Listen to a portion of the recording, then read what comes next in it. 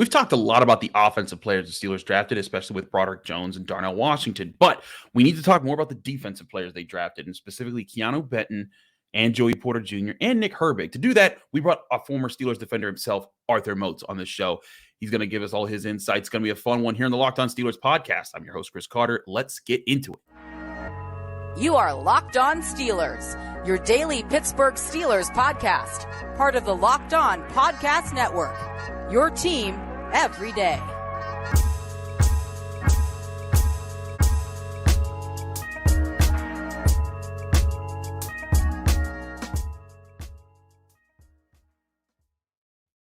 Hello and welcome to the Locked On Steelers podcast. I'm your host, Chris Carter, bringing you your daily dose of all things on the Pittsburgh Steelers. As always, you can find this show on your favorite podcasting app and especially on YouTube. Like this video if you enjoyed, subscribe to this YouTube channel to get all of your daily Monday through Friday episodes, as well as our bonus content. We thank you for making the Locked On Steelers podcast your first listen every day, because we're your team every day. And today, we're joined by a special friend of the show, former Steeler himself, Arthur Moats. Hey. He returns, the Steelers linebacker himself. And Moats, you and I were talking off camera about this draft class, and we both, like everyone, feel pretty positively about the moves that the Steelers have made. But I want to focus specifically on the defense and Joey Porter Jr. There were some out there, Moats, that thought that, oh, they're just picking him for nepotism. Oh, they're picking him because Mike Tomlin's kid knew him and stuff like that, and Joey and Peasy, and this is just a good story. But you and I evaluate players. We study tape. We look at things. And yes, Joey Porter Jr. does have weaknesses. But to get him in the second round, to me, screams high value for what you could get. You get one of the top corners, in my opinion, this draft class. What about Joey Porter's game excites you the most that he's going to bring to the Steelers secondary? Oh, man, that's easy. To me, it's his length and his ability to reroute guys. When you watch him in the press, he is so sticky with his hands in terms of just seeing them home and ultimately redirecting, rerouting these receivers and ultimately giving them fits. It's very rare you see a receiver have a free release or a clean release versus him. And at the NFL level, when you're talking about them athletes, them unicorns that are on offense, you do not want them getting free releases. You want to do whatever you can to disrupt them. And that's the part of his game that I think translates the best.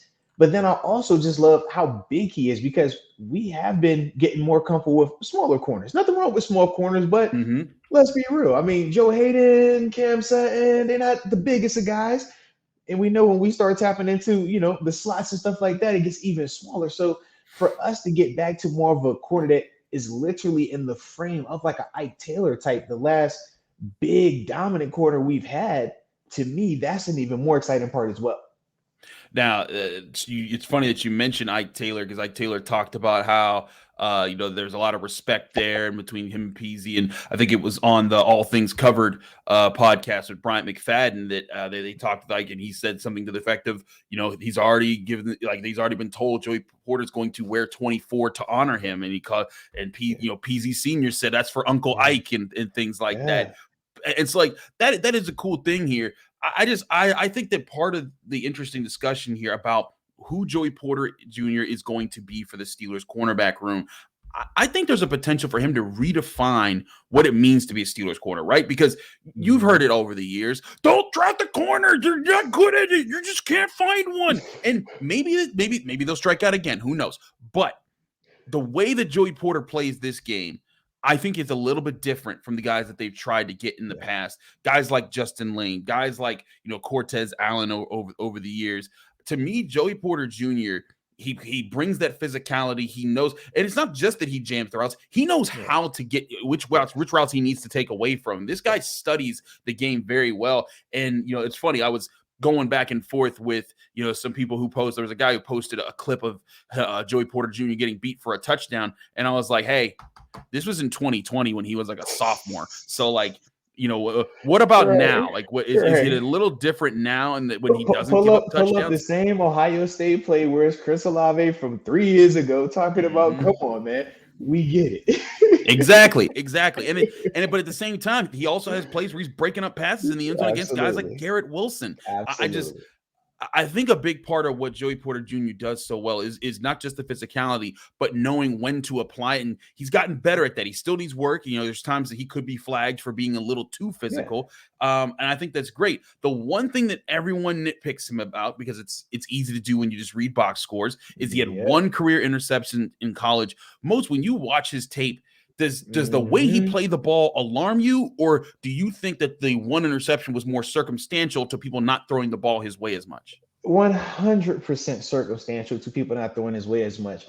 The stats reflect that. You look at just this past season, game 1, he got targeted a ton. He had a ton of PBUs. He was sticky in coverage. I believe it was Purdue they were playing against.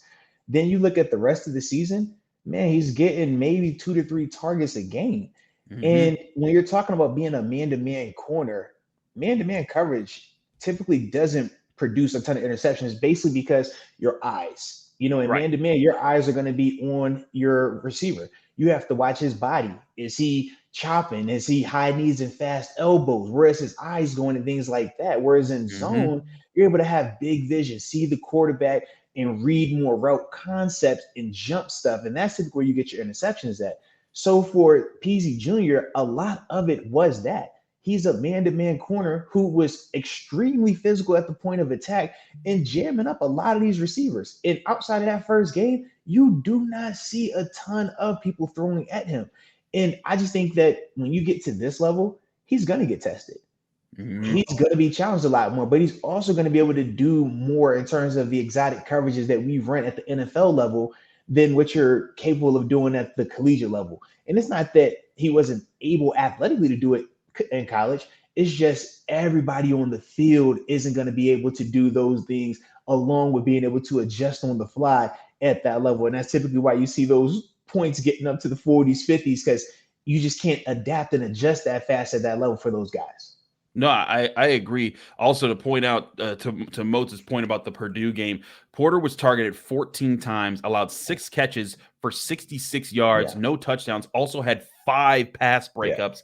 The passer rating when he was targeted was 57.4. So he did a pretty doggone good job when they first tried to go after him. And like you said, the most he was targeted after that was 5 times by Central Michigan, and he allowed 1 catch for 5 yards. So he was in position pretty regularly. And I agree with you. When you look at the way he's playing, and so, I forget who noted this initially, but he does turn his head around to find the ball. Absolutely, he does. And that's not easy when you're doing all the things, especially when you're doing against some of the premier talents, not just the NFL, but in college football. The guys that are so fast that if you feel like if you take your eyes off them for a second, they could run past you, and then you just gave up the big play. But he was so comfortable. When you see the ball, when he feels that the ball is in the air, turn, find, and at least swat at it to challenge it. And to me, that was a good sign that when things do go his way in the NFL and he gets more chances, he will be able to turn, find the ball, and make interceptions here. And I also think there won't be that too much pressure on him to do that, because the Steelers have Minka Fitzpatrick, DeMonte KZ, guys who will be waiting for, hey, Joey Porter, just take that guy out of the equation. If he comes your way, we got help coming your way. I don't think that this interception thing is as big of a problem as some people have made it out to be. I looked at it like this. The interception critique is no different than the Kenny Pickett hand size critique. During the draft process, certain things are going to get brought up because we're nitpicking. We're trying to decide, why is Devin Witherspoon and Christian Gonzalez so much better than a JPJ? It's not because they're taller. It's not because they're, so much faster. All right, well, let's just go with the interceptions. And if you don't watch the tape like me and you do, then people just get enamored with that narrative. You can see I was almost annoyed because I'm just like, we hear this so much, but if you watch him on tape, you will see exactly what's going on. This guy can turn the ball over if he needs to. It's just about opportunities. He's a former receiver in high school. We've seen this dude catch. I know I've seen it firsthand. He doesn't have any problem with his hands, man, but he'll get the opportunities at this level because as a rookie corner with high draft pedigree and your last name being Porter in the AFC North, they're going to want to test that. So, for him, man, we're going to get a chance to really see him grow in that lane. But to me, man, he's the one I'm super excited about just because you're getting literally a first-round talent at pick 32 for us, though. I hear you on that. I want to get more of your personal insights on just not just Joey Porter Jr., but Joey Porter Sr. He coached you when he was Absolutely, when he was man. with the Steelers. So I want to get your insights on some things there. We'll do that in just a minute here on the Locked On Steelers podcast, so don't go anywhere. But first, before we do that, I want to talk to you guys about our great sponsors at FanDuel Sportsbook. FanDuel, of course, the #1 sportsbook in America. And right now with the NBA playoffs on fire, you need to get to FanDuel, America's #1 sportsbook. And if you're new, they have what's called the No Sweat First Bet, which gives you a chance to get up to $1,000 back in bonus bets if your first bet doesn't win. Just go to FanDuel.com/lockedon and sign up today to claim your No Sweat First Bet. Bet on how many three-pointers Steph Curry will make, or how many points LeBron James or Jimmy Butler might score. And there's so many different ways to play, all in an app that's safe, secure, and super easy to use. Don't miss your shot at a no sweat first bet up to $1,000 when you join FanDuel today by going to FanDuel.com/lockedon to sign up. Make every moment more with FanDuel, America's #1 sportsbook.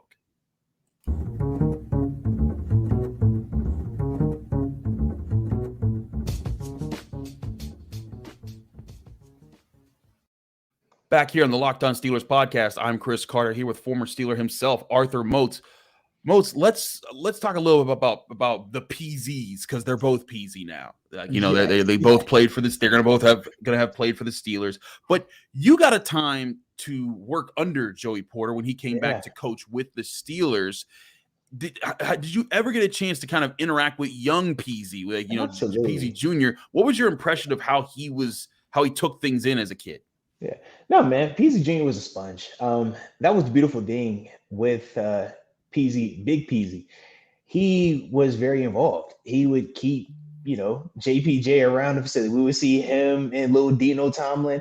And he also had his little cousin would always run around with him, man. And I remember how many times we'd be during OTAs and they're off on the side doing little footwork drills, or they're supposed to be coming in, at 9:00, but they don't overslept. And now, Big PZ's calling while we're in meetings, and he's like, man, JJ's supposed to be up here by now, man. JJ overslept. And we're like, man, get him, PZ, get him.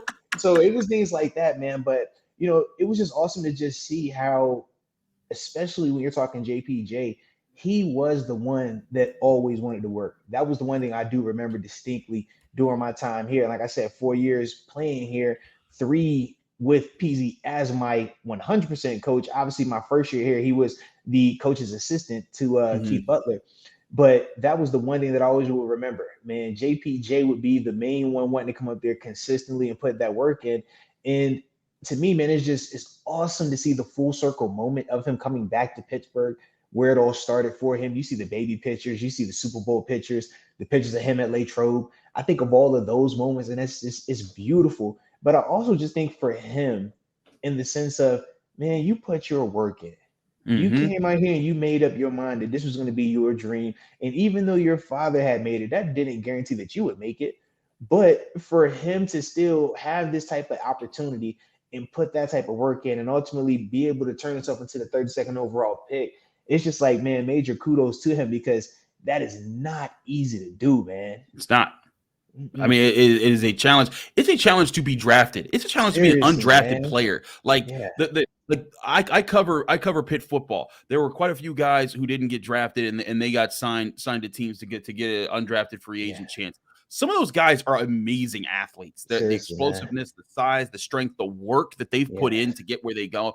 I mean, it is not a slight to make it just a training camp. It means you're one of the best athletes in the world. Dude, so to just get an invite. Yes, I think that's the part people don't realize. I'm like, to just get an invite, those dudes are all conference. Those dudes are all Americans. Those dudes were player of the years at some place. Like, that's the competition level, though, man, when you're talking about, the NFL. I feel you on that.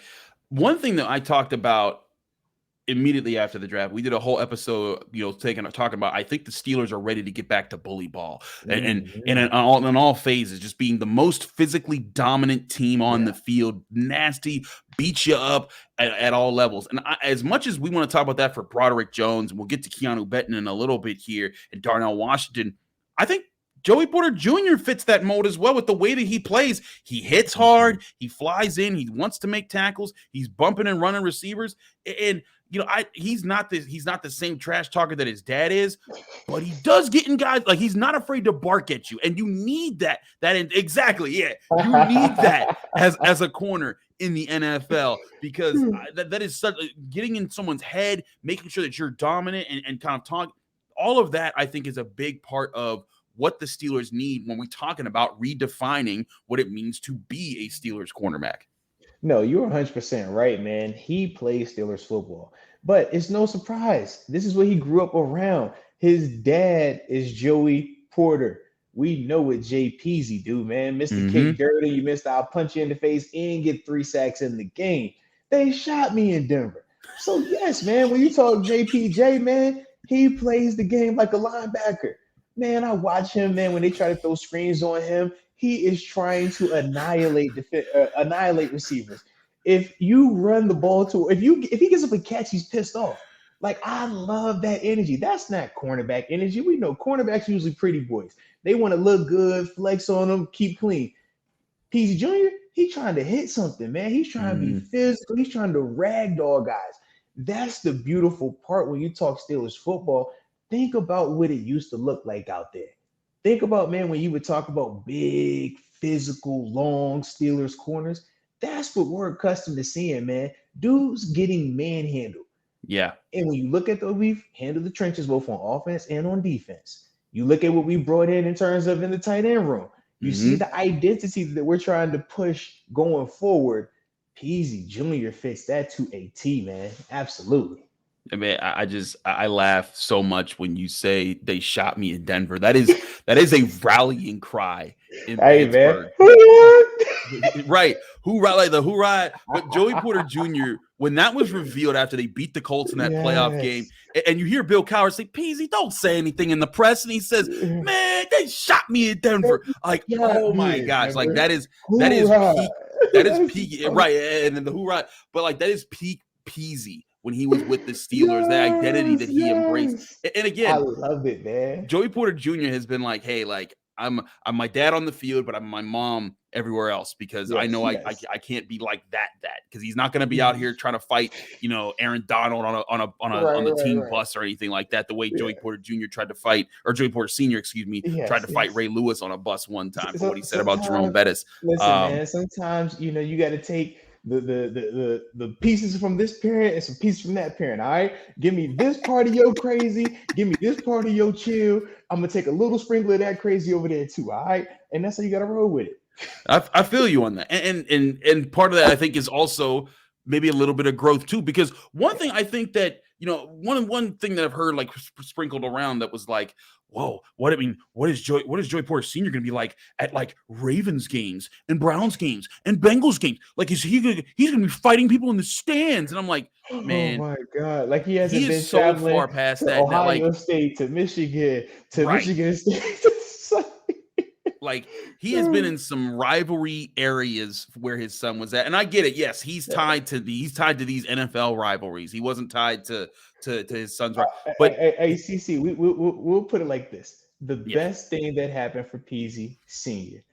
was that the Cincinnati Bengals or the Baltimore Ravens or the Cleveland Browns did not draft JPJ. As long as that didn't happen, he's gonna be just fine. Right. Don't worry about him. But if they would have drafted him, now that could be a little different. That could be a little weird. Yeah. That would be a little funny. Yeah. That would be, imagine like if Joey Porter Sr. walked up into the Bengals facility with his son, and it was just like, hey, so it's week one, game day. Pull up to the game, Peasy. Yeah. Is that Jerry Porter? When they were so mad about that. Come on, man. Yeah. But I want to talk about some of these other defensive players they drafted, especially Benton and Herbig, because I think both of them, they won't be, and it's funny, they're both Wisconsin guys, but both of them, I think they won't be asked too much right away, but they could be really good developmental pieces. We'll also get your thoughts on Corey Trice in a minute here on the Locked On Steelers podcast. I'm Chris Carter with Arthur Moats. Stick with us. We'll be right back.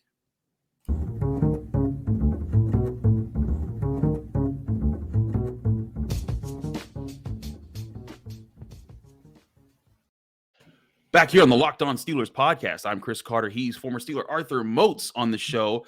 Moats, let's talk a little bit about these other guys. We did a lot of talking about Joey Porter Jr., and I wanted to get your insights because I know that you saw him be around the Steelers organization years ago. But let's focus on Keanu Benton for a sec.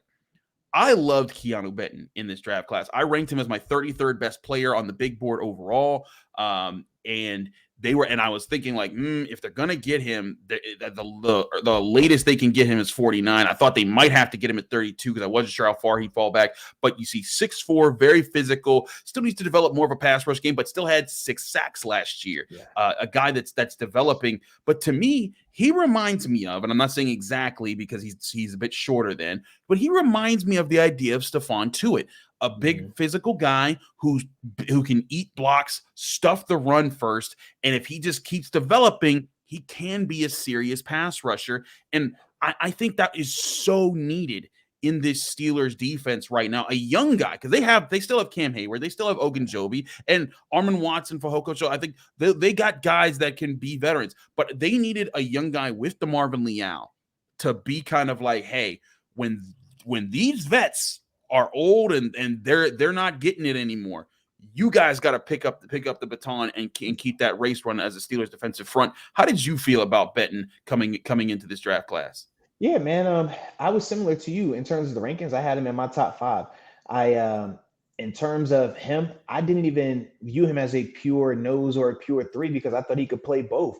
That's right. What separated him from guys like a Siaki Ika, who I thought was more of a traditional nose. And I thought that he was more further along in his development than a Brian Bresee per se. So with Keanu, man, I like his game a lot. Big physical guy. When you watch him in terms of run game, the way that he's able to control these interior offensive linemen, at times it looks like child's play when he's ragged on these guards or these little centers. And the thing that also is a little bit impressive, but it's kind of sneaky when you watch him, his short area quickness, B gap to B gap. He gets a ton of tackles for loss, but it's because once he gets into that back, he's able to redirect so well. And that's something that a lot of big guys typically can't do. A Cam Heyward type, a Stephon Tuitt type, yeah, but those are rare typically. Most of the time is one or the other. Either the guy is more athletic, but he's not going to have the strength to be able to manhandle these guys, or they're going to have the strength and not be able to redirect. But it looks like Keanu has both, at least at the collegiate level, and that's something that I feel like was even more intriguing for the Steelers. And then the last part was this. We know what Coach Tomlin, man, he's always trying to figure out a way to make 46 people on game day 53. And how do you do that? Guys that can play multiple positions. Keanu could play the nose. He could play the 1 technique. He could play the 3 technique. And as you already said, you could bump him out there to the 5 technique in enough time, and he would have played that in the base defense as well. When you're talking about having a guy with his size, his athletic ability, and be able to play all of those positions at a varsity level, that is a weapon on game day. Yes. And that's something that we essentially, I think that's another reason why we decided to draft Keanu, but definitely excited about him, man. He's going to bring a lot to that D-line. Another question I had here, where does he fit if the Steelers run a 3-4 defense? Because we talked about his versatility here, right? And they did, again, they got Fehoko, Braden Fehoko, they got Armon Watts, guys who are veterans. But could Keanu step his way into nose, or maybe bump Cam Heyward to nose, because we know that he's done that a couple times, and make Benton the starter, or make Leal the starter? But where do you want to see Benton working the most when you come to Latrobe and see him in training camp? To me, I start him at the nose. I think when you're talking about defense, the closer you are to the ball, the less responsibility. It's more just physical and less thinking. When you start bumping them out further and further away, it's just going to be a little bit more responsibilities. How you playing this block, this cutoff versus, you need to be in this gap. When you're at that nose, he just has to get off that ball. Just be a man. If the center is quick, all right, stay in that backside A gap. If you're fast in the center, okay, cool, stay in that front side A, but it simplifies it. And when you're talking about a young player, you're always trying to simplify. You want it to be as easy so they can just play fast. And eventually you start to bump him out and get him some reps further out. You start to flirt with him playing the 5 technique. But to me personally, we know Cam. Cam is an all-pro DN. He's not an all-pro nose tackle. Can he play nose tackle? Yes. But he moonlights as that. So I don't want to take him from what he's dominant at to put him in something that he's just okay at. Whereas when I think of Keanu, I just feel like early on, he's going to be able to do that and do that at a high level because he's young, he's physical and strong as heck. And that's going to create natural issues for these centers because he's not going to be facing a ton of centers that are going to be bigger than him. Mm-hmm. So to me, that's where I start him at. And then I just feel like as he continues to get better understanding of the defense, how you shift your gaps, because we rotate. That's the other part. We don't just stay static. And you've seen it plenty of times. We will flip a call, flip a blitz. And now you got to be able to know, okay, I was doing this. Now I have this responsibility. College, they don't do that often. So that's going to be something that he's going to have to adapt to. But to me, man, I'm starting him at that nose tackle early. I feel you on that. And if they could get him, if they could get a guy like him who beats up people, I mean, you remember what Javon Hargrave did for the Steelers. Absolutely. That's where he got his start at. Nose. Yep. Getting in their nose, and eventually now he's making big money with the San Francisco 49ers. Playing just in the Super Bowl. one technique, doing the nice stuff. But early on, nose. It's the easiest for young, big interior D linemen. And eventually they either stay there or you grow from that. You graduate from that position. But that's where you start him at. I'd be remiss if we didn't ask you about Nick Herbig. Come on, baby. They got an outside linebacker. That's little your TJ, position, man. That's little TJ. No, you get out of here. But it is cool to get a Wisconsin dude who had time. I mean, there's the videos of TJ showing him different pass rush moves and different things to work on. So clearly there will be a connection there. And there won't be pressure on him to start, of course, but there will be pressure, I think, on him to maybe be that first edge that comes off the bench and gives Highsmith and Watt their breathers. But one, I thought it was ironic that it was Alex and Lamar who announced him from their little flag football camp or whatever. You announce picks, man. You gotta be careful when it's a contract. You announcing a pick, baby. Be careful. Let's get your thought on that. What do you think Alex Highsmith is thinking when he sees that right there? Hey, the same thing I was thinking when I was at the draft and we took TJ the night before. I was like, man, why y'all bring me out here for this? I could have stayed at home for this, man. This is nonsense. But I feel you on that because being a veteran in the NFL, you can never count where your next paycheck's coming, right? And we also know it's a business, and what benefits the business more? Cheap labor. How do I get cheap labor? Don't pay the veteran, draft the young guy. Resets the clock, man. So that's what I was thinking if I was Highsmith. But in all seriousness, though, man, Highsmith, I think he still gets his money. I think so too. Negotiation, but I think he's earned it. He's homegrown, great kid on and off the field. So I don't think that's going to be an issue. But I do agree, man. I think early on, Nick, he's the third rusher. To me, I feel like he's the most polished when you watch how he rushes. He has moves. Similarities. Yeah. And this is the thing that was funny to me before I ever knew about him and TJ having a connection. I'm watching, I'm just like, yo, you do certain things that TJ does. Being able to see rookie year TJ, it's like, man, you have a lot of similarities of how he would move, how he would bend. And I like the positional flexibility of him being a guy that could play left and right. A lot of edge rushers, man, they like to just be right dominant or left dominant. And when you can only play one side, it hinders what you can do. I can't put you on the field if all you can play is left and we got TJ Watt. I can't put you on the field if all you play is right. We got Alex Highsmith. But he can play both. And when you look at how he was utilized, shout out to Jim Leonard, too, the coach that was that's over there, one of my former teammates up in Buffalo. He had him dropping into coverage. He had him doing certain things from a zone capacity, hook drops, curl flat drops, a lot of the same principles that he's going to be asked to do here. I want to know, though, if he's going to be able to handle it if they put a little bit more on his plate and allow him to moonlight and do some of the stuff in the inside linebacker room, too. I think he has some of that potential, but it's really going to be up to him if he can mentally handle it, because when you're talking about going and playing inside and outside, it can be a lot. And when you're a rookie, you don't want to start spinning. You don't want, the inside and the outside to mush together. That hurts you more than it helps you. So that's going to be the thing that I think, will determine how fast we see him be moved around. But early on, I think he's the third rusher. I'm right with you on that. Because also with him being, the potential of being an off-ball guy, like you said, that's going to take time to learn. I mean, the Steelers asked you to do that as a veteran. No, it wasn't easy, man. It took time. Even when I came into the NFL, very similar. Well, actually, I was a little bit worse off than Nick, because for me, I had never dropped into coverage when I was at college. And I get to the NFL and it's like, we want you to transition from playing outside to now play inside and learn these coverages, these concepts. And the zone is fine. But when you're talking about the matching concepts and how to exchange routes, that's the tricky part. And that's what we do a ton of here in Pittsburgh. And that's the part where if your communication isn't up to snuff, if you don't understand splits in depth and at what level is it at 5 yards this exchange happening? Is it quick exchange? Is it a slow exchange? Is it at 10 yards? It's different ways that they're going to play all of that. And he has to be buttoned up both from the inside linebacker part and from the outside linebacker part. But it's going to be a challenge for him to learn that, just speaking from personal experiences. But if he can grasp it, I just feel like he has the potential to really, be a productive player for this defense. I feel you on that. And let's talk about that off-ball linebacker position as it stands now, because again, you're a defensive guy. You study like all sides of the ball, but you played that side.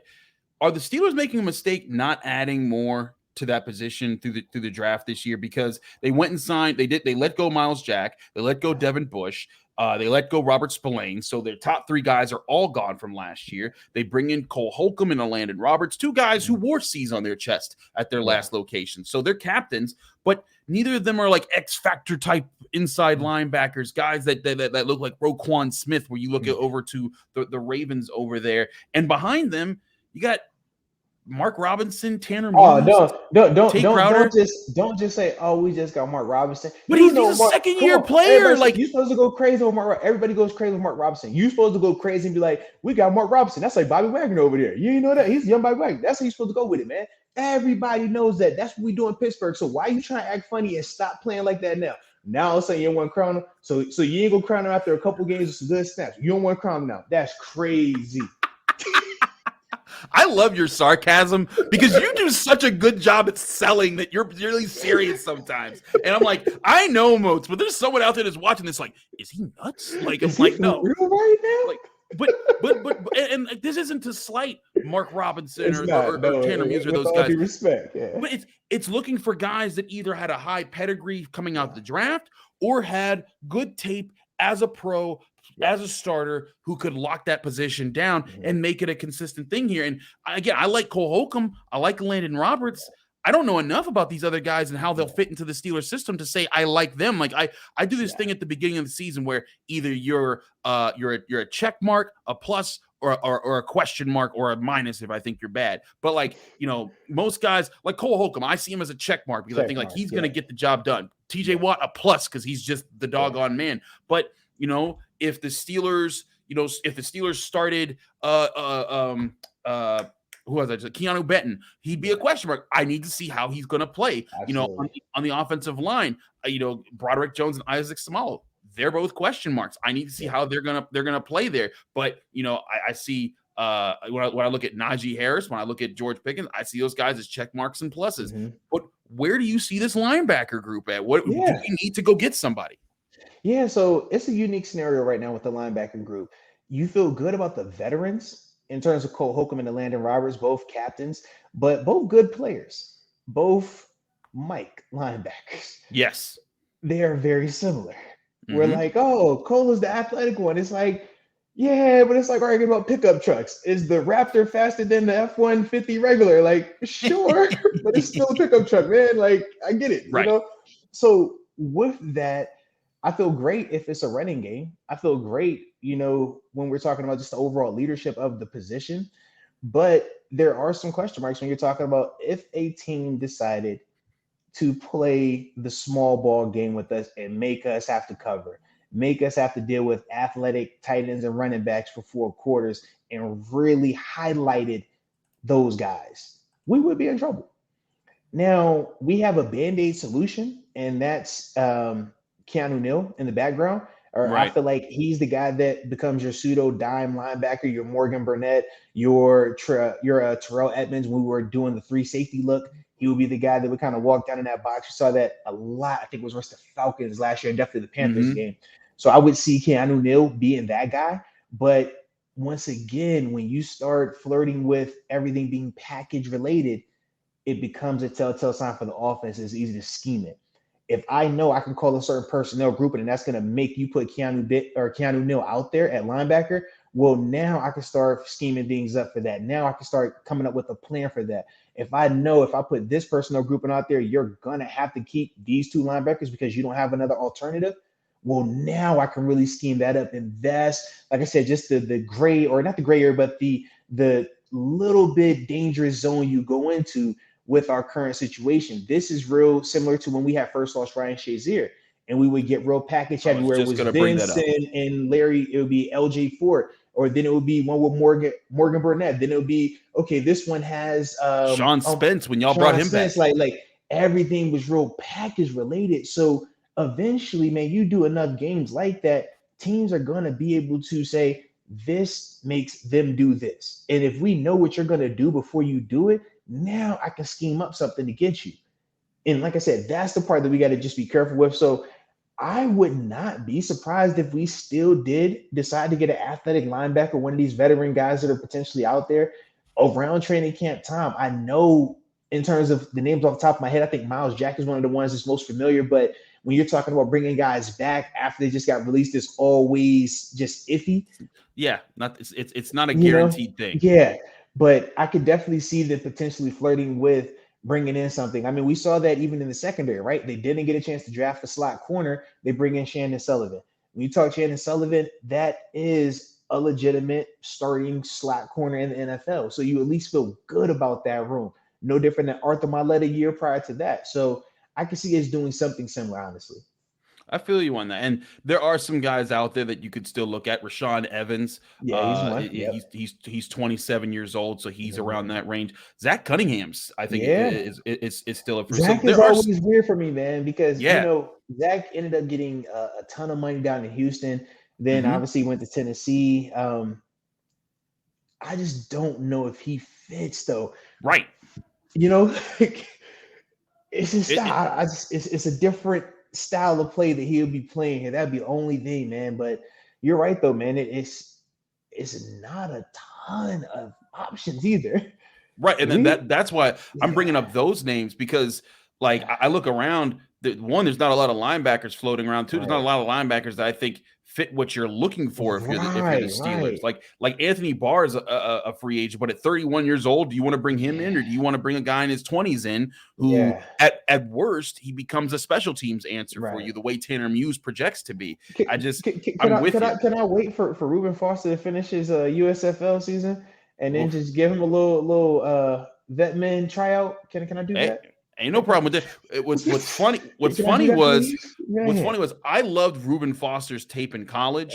He was a dog. He was a dog. He was a dog, and I was looking at that, and I was like, what if the Steelers got him and then they drafted T.J. Watt? I'm like, well, that works. But then Reuben Foster went in, got into trouble with the law, and then fizzled out of the league. But the Steelers, they need to be looking for answers here, and we've seen Omar Khan be aggressive to get certain answers, whether it's trading away Chase Claypool, bringing in guys, going and getting free agents that fit the right pieces. I think that they do need one more move at least at linebacker to add another veteran presence who maybe a little bit quicker, maybe a little bit faster guy can help a little bit more against the pass. Because like you said, you go back to the Shazier year when he got hurt. And initially, you guys held it down. You guys were able to keep it together. Heck, I mean, you guys beat. We beat Baltimore to win the division right after that. But the problem was you put that scheme on tape too many times, and now we can scheme you up. Now I'm going to call this group in to get that person to come out here, and now I'm going to call this play because he can't do that. And then when you put him out there, I'm going to do the alternative and get him out. So, exactly. And then people complain, why does Mike Tomlin keep putting linebackers on receivers? It's not a game plan. It's I promise you. Offenses try to do. I promise you, when Coach Tomlin woke up that day, he did not say we're going to put linebackers on number 3 receivers. He did not say that. That was not the game plan. But you know what happens when you keep running the same things, because personnel-wise, we don't have the different we were limited at the time. That's what you have to do. And it's a cliche and it's funny, but it's real. They get paid too. And if they did not make those adjustments, they would be fired, because that's what they're supposed to do. No different when we see a team bring an extra offensive lineman in. we are licking our chops. We're like, yep, we know what this means. Blitz it. Let's go. A fullback comes on the field. Hey, follow him around. We know he's going to take us somewhere. Right. So it's certain players we know, man, this comes with that. But yeah, it's just. I mean, you even look back at the year after that when they tried to get John Bostic, and the Chargers were just like, spread them out. Let's bring out our running backs, spread them out, throw right at him. He can't cover that. And I think that that's a liability that is still on this Steelers roster right now. And who knows? Maybe Holcomb and the Roberts will prove me wrong. But I think that they should prepare themselves. I think they have the salary cap space to prepare themselves to address it, get at least one more guy in the room that can help you there, and then go to training camp and see what kind of packages you can draw up. Moats, appreciate you so much for all the insights that you bring here. Let people that can find you, follow you, and get more of your work. Yeah, man, without a doubt, man. Just tap in on YouTube, type my name in, Arthur Moats. And then if not there, arthurmoats.com, and you'll find all my info, all my media stuff. And you know I'm always on those social medias at TheBody52. The body. I love that. Don't cross the Moats because he's Arthur Moats. Appreciate you as always, Moats. You can always find me, Chris Carter, your host of the Locked On Steelers podcast on Twitter and Instagram at Carter Critiques. You can also read my work at the Pittsburgh Post-Gazette, where I write all things Pitt Athletics. You can also find this show, the Locked On Steelers podcast, all week long, Monday through Friday, on your favorite podcasting app, and especially on YouTube. Like this video if you enjoy this show. Subscribe to this channel to get all of those episodes that we're talking about. If you want to help us out even more, please go to Apple Podcasts, rate us 5 stars with a positive comment. You do both of them at the same time, and you get a special shout out like this person. We've got Dust Dicho from the UK saying UK fans must listen with a 5-star review. Says, love being kept informed with everything Steelers from Chris. Living in England, this is such good coverage, especially in the offseason. It's great getting up at midnight to watch the draft coverage and seeing all of the players Chris called out actually getting picked by the Steelers. This guy knows his stuff, and all I can say is let's get into it. That's a real fan if he knows my catchphrase. Appreciate you just there. We also have another 5-star review we'll read on tomorrow's show. Moats, again, thank you for joining us, and thank you all for checking out the Locked On Steelers podcast. Check us out tomorrow. We give our Thursday episode, continuing to break down more parts of this draft class.